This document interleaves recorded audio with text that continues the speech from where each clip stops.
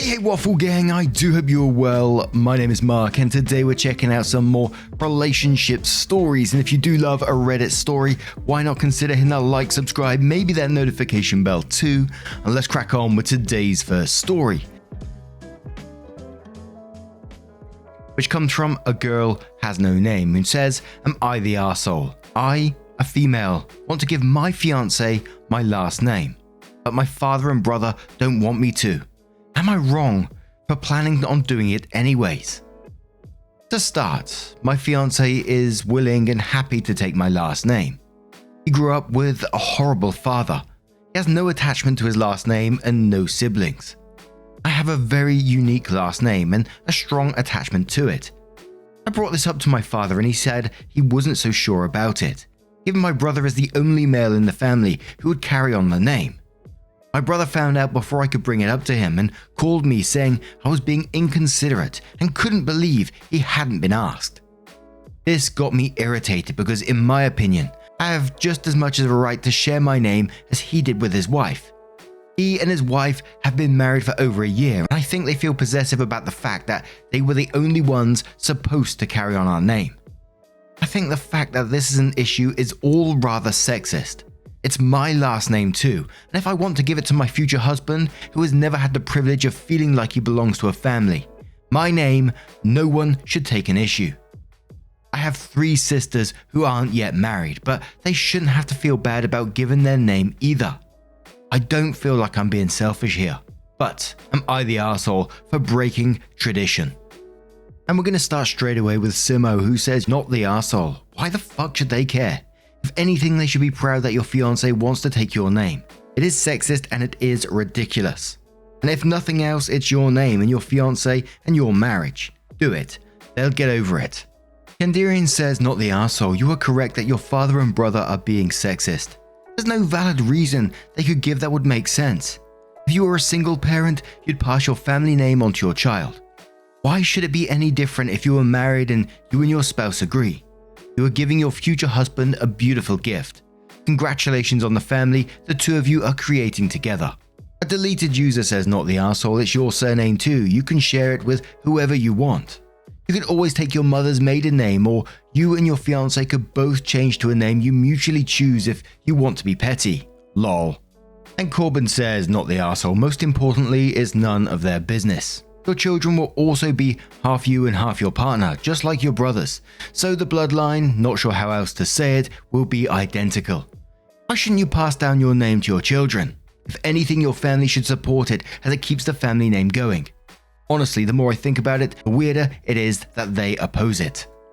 So after those comments, OP came in and said, did not expect this post to blow up.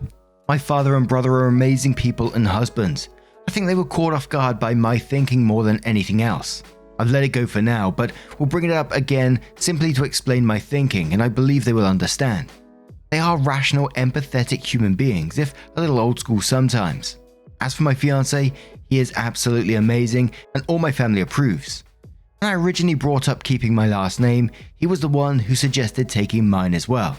He's perfectly secure in his masculinity for all those wondering. Lol. Thank you for all the encouragement. My fiance and I will be rocking our kick-ass last name soon enough. Now, I'm going to turn this one to you guys. What do you guys make of that situation? Let me know your thoughts down in the comments below, and let's move on to another story. And we're on that time on Reddit where all the Thanksgiving posts are all coming up. So this one's from MilaKiwi33, who says, am I the arsehole for leaving Thanksgiving dinner at my mother-in-law's house after I discovered that she threw out the dish I brought? I'll keep this short. I, 27 female, am 5 months pregnant. I have pre-existing health issues that I manage by having a diet with no meat of any sort. This has caused me and mother-in-law to have conflicts, especially when I refuse to eat the food she makes. I used to either come and not eat anything or just stay at home. Since I'm pregnant, I could not attend Thanksgiving and not bring food with me out of respect for mother-in-law. I cooked a small meal and brought it with me.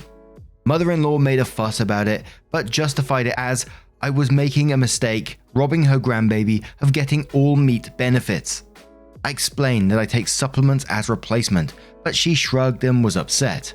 We waited till the dinner table was set. Mother-in-law didn't let me help or go into the kitchen at all. She took my dish and said she'd reheat it for me and put it on the table. Yet when I sat down, I was stunned to have discovered that she had not put my dish there. When asked publicly, she denied receiving any dish from me and started asking if I accidentally left it at home or in the car. There was a huge blow-up.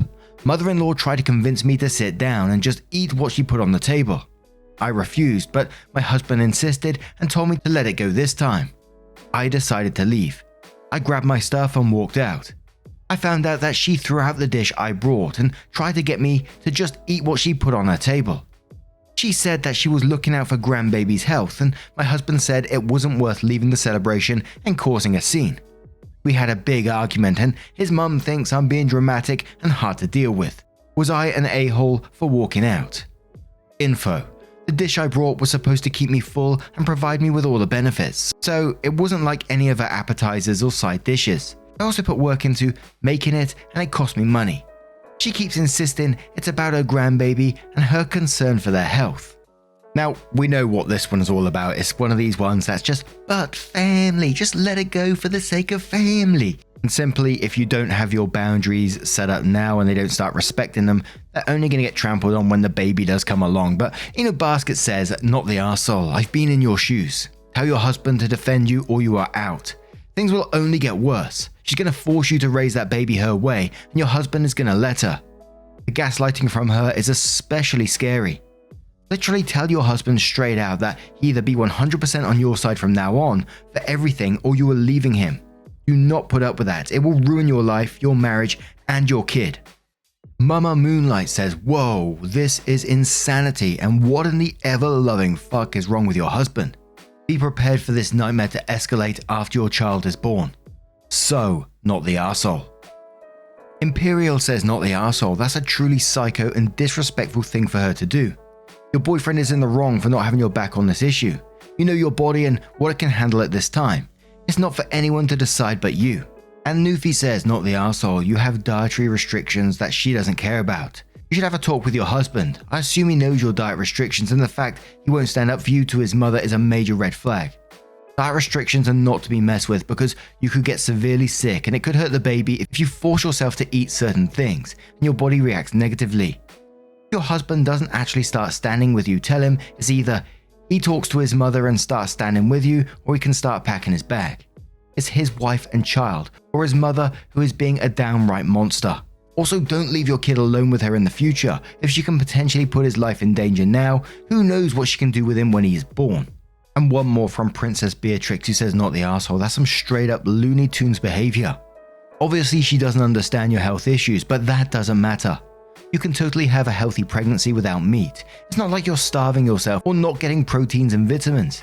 Apparently she's happier with her grandbaby not getting nutrition at all.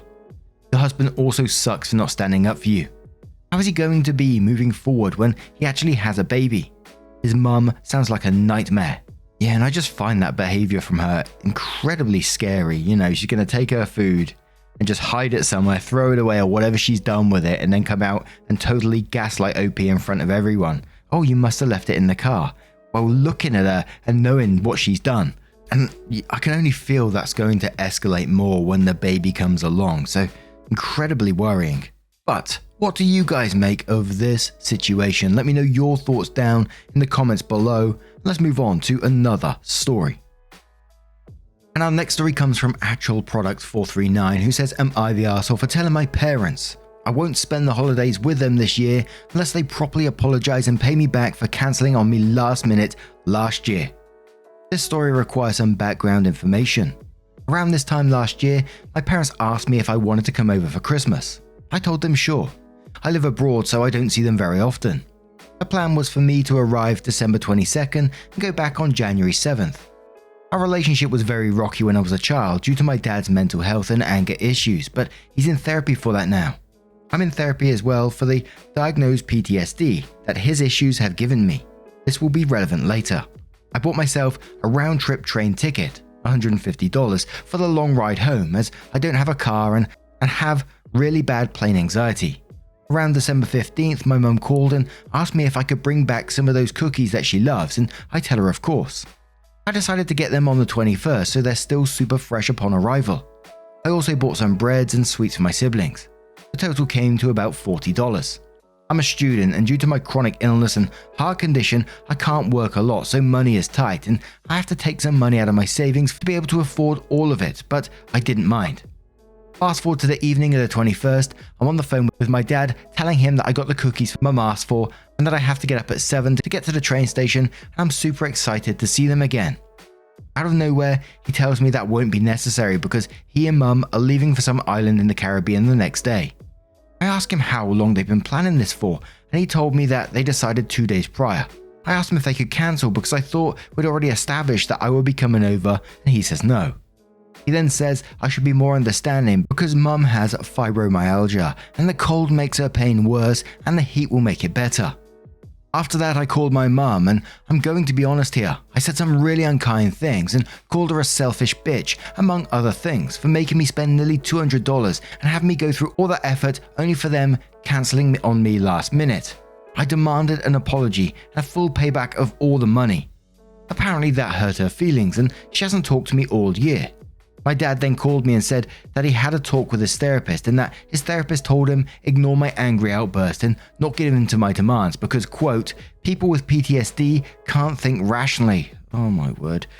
This morning, I woke up to a text from my dad asking me if I want to come over for the holidays. No cancellations this time. I told him to fuck off until they both apologized for cancelling on me last year. For the thing he said about my PTSD and to pay me back for last year. He refused to and gave me a written lecture that I'm just holding just a grudge and should get over it because it was, quote, a misunderstanding, and we are family. But I absolutely refused to, and I told him to not text me again unless it's an apology. Am I the arsehole? And we'll start off with Professor Plum did it, who says not the arsehole. It sounds like your dad's therapist isn't a good one and gives him selfish advice, assuming he was completely honest with them about what happened. It's pretty obvious that your parents are still bad for your mental health and you'll be better off being completely no contact with them indefinitely. Opinions welcome here, says not the arsehole. You are under no obligation to spend time with a family that caused your PTSD and are still giving you emotional whiplash to this day. I think it's time to discuss with your therapist whether you should go no contact with them for now and focus on your own health. Forrest's love child, says not the arsehole. I get the feeling that OP's dad's therapist is getting a heavily edited version of what happened. I'm kind of sympathetic about the fibromyalgia thing here. I don't know much about it, but it wouldn't rule out the possibility that it might have flared up at the last minute. On the other hand, I agree that OP is entitled to an apology and some money back. Your parents seem to feel that having birthed you and raised you, however inadequately, that you're some kind of appendage and forever in their debt. Obviously, that's nonsense. I'll go low contact and try resetting the relationship. This might take some time. I personally am not in favor of going no contact in family situations because I'm old school and feel that blood ought to be thicker than water. That said, I wouldn't agree to any more arrangements that are this lopsided. If your parents want you to come over for Christmas, that's nice, but they need to front the cost of all travel expenses. And one more from Shinningham who says, not the arsehole, I have fibromyalgia, joint issues and chronic fatigue, so I understand the pain and cold making it worse. Their trip would have made more sense if they didn't cancel on you last minute, and sometimes we have to suck up the pain and try to see family, even for one night. Yeah, it can really suck for us, but that doesn't mean I get to just leave someone hanging like that, especially after they spent money, and during the holidays. If I were you, I wouldn't go either. Sure, maybe you said some things that weren't nice, but that's what happens when they do something like that to you. They also owe you an apology. Now, I'm going to turn this one to you guys. What do you guys make of this situation? Let me know your thoughts down in the comments below and let's move on to another story. Now our next story comes from Euphoric Rabbit 7706 who says, am I the arsehole for leaving after being told to be quiet at dinner? The title probably makes it sound worse than it was, but I'm still conflicted. My female 21, boyfriend male 24 of almost a year invited me to dinner with his family. Mum, dad and his 16-year-old brother. Never met them prior to that. The only thing I knew about them is that they're conservative and Christians but lovely people. And they were. I got along really well with them before dinner. They were lovely and talkative. When it was time for dinner, my boyfriend's dad wanted to pray. After praying, he said something along the lines of, let us dig and let the food keep us quiet. This is a pretty popular saying in our country, mostly told to young children in school. My understanding of this has always been that you shouldn't speak with food in your mouth or be extremely loud at the table. I wouldn't say it's a cultural thing though.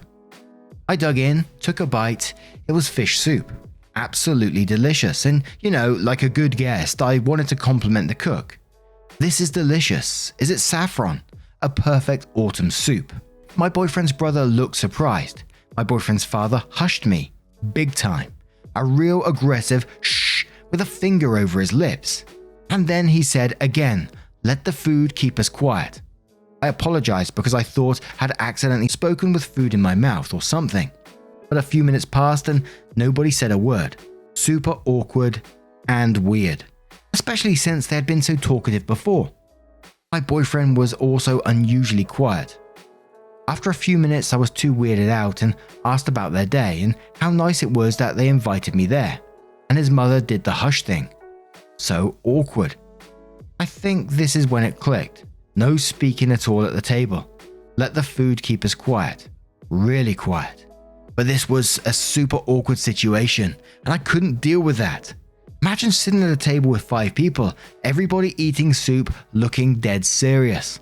So I laughed. It just slipped out, ended up being told off by boyfriend's parents that I was being disrespectful, etc. And if I didn't respect how the household worked, I could eat alone in the kitchen.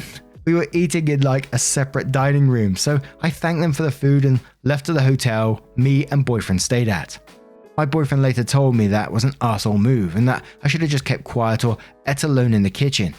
I understand their family traditions and rules, but it was so weird. I just couldn't take it anymore. Was I being an arsehole though? My biggest question about this is, did the boyfriend not mention this beforehand? Well, obviously he never, otherwise you wouldn't have been surprised by it. But like when you've been eating alone with your boyfriend in the past, he didn't say, oh, you should see my parents. We're not allowed to talk at the table at all. But I gotta say, it's a not the arsehole from me in this one. But Aya, his wife, says, not the arsehole. He could have warned you and given you the opportunity to skip dinner because you don't dine in monasteries. Also, you are not a 3-year-old to be sent to the kitchen to eat alone. I think if I was OP, I would have went and sat in that kitchen and ate alone and just sat there talking to myself. Just sit there going, oh, lovely soup, isn't it? And just responding to yourself, yeah, it is lovely soup. You should see that lot next door. They won't say a word to each other. Bloody bunch of cheeky so-and-sos. But Helpful Welcome says, not the arsehole. Your boyfriend is the arsehole for not warning you that his family is weird as fuck. Fantastic Focus says, not the arsehole. Your boyfriend should have warned you in advance that you weren't allowed to speak at the table in his family. And when it became apparent that you didn't know that was a thing, they could have calmly explained instead of shushing you or sending you to the kitchen like a child. I would have left as well, to be honest. Catherine replies that saying, yeah, that's the weirdest part. Just repeating let the food keep us quiet a few times and shushing OP like a toddler was such weirdly terrible communication. If literally any of them had just whispered something like, we don't speak until we're finished eating, after the first time she spoke, there would have been no issue. The fact that they expected this extremely absurd behavior to just be accepted without explanation feels intentionally contrived for OP to fail. Helpful Emotion says, I'm going with not the arsehole because 1, boyfriend didn't warn you beforehand. 2, because when you spoke, they just hushed you instead of, taking 10 seconds to explain the rule. I think you were put in an incredibly awkward situation and therefore didn't really know how to react. Also, I am someone who laughs when nervous or uncomfortable, so I too would have been in trouble. Also, I could not have dinner with a family who says absolutely no speaking at their dinner table. I would have been incredibly uncomfortable only hearing other people's eating noises. And one more from Android who asks, info, is this a common practice where you are? Is it more of an outdated tradition you knew of and had never seen, or had you never come across this before? If it were me in my country, I'd absolutely say you're not an arsehole. I'm not sure I could have kept a straight face over such an absurd and outlandish request, but that's on the basis of the cultural norms of countries I've lived in. It really depends on how common this is in your country and how reasonable it was for you to not know about it / for them to expect it. OP replies saying, I wouldn't say it's tradition at all. It's something you say like preschools to keep the kids calm, I guess. And I always thought it meant to not speak with food in mouth, so it was just double confusing. I saw someone say I should have gotten the hint too after the first time, but never met these people before and they were talking a lot before dinner. Now, what do you guys make of this one? Have you ever heard of something like this before? Let me know your thoughts down in the comments below. Now, just a huge thank you from the bottom of my heart for getting involved in today's stories. Your love, support, and time always means the absolute world to me. So thank you so much for being involved. It's absolutely incredible. And hopefully I will see you in the next one. Take care and much love.